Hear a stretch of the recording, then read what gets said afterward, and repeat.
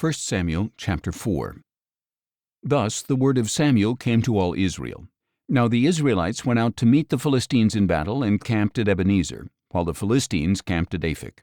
The Philistines arrayed themselves against Israel, and as the battle spread, Israel was defeated by the Philistines, who struck down about 4,000 men on the battlefield.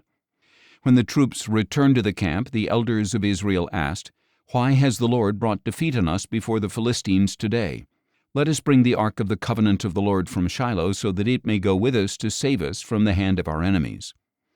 So the people sent men to Shiloh, and they brought back the ark of the covenant of the Lord of hosts, who sits enthroned between the cherubim.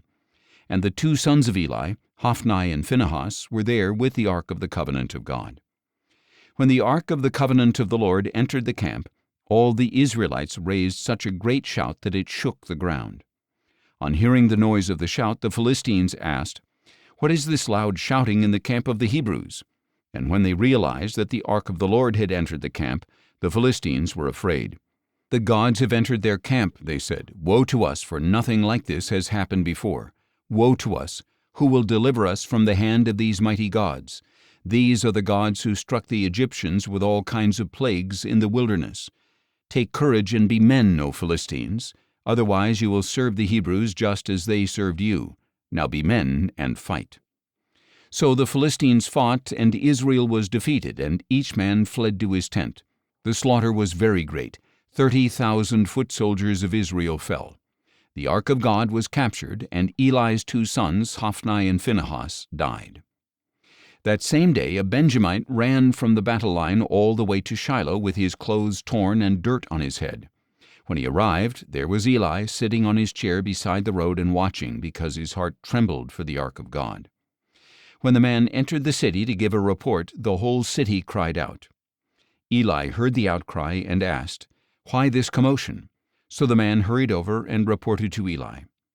Now Eli was 98 years old, and his gaze was fixed because he could not see. "I have just come from the battle," the man said to Eli. "I fled from there today."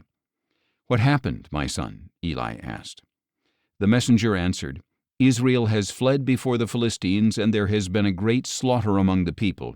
Your two sons, Hophni and Phinehas, are both dead, and the ark of God has been captured." As soon as the ark of God was mentioned, Eli fell backward from his chair by the city gate, and being old and heavy, he broke his neck and died. And Eli had judged Israel 40 years.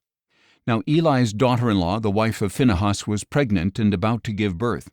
When she heard the news of the capture of God's ark and the deaths of her father-in-law and her husband, she collapsed and gave birth, for her labor pains overtook her. As she was dying, the women attending to her said, "Do not be afraid, for you have given birth to a son." But she did not respond or pay any heed. And she named the boy Ichabod, saying, "The glory has departed from Israel, because the ark of God has been captured, and her father-in-law and her husband had been killed." "The glory has departed from Israel," she said, "for the ark of God has been captured."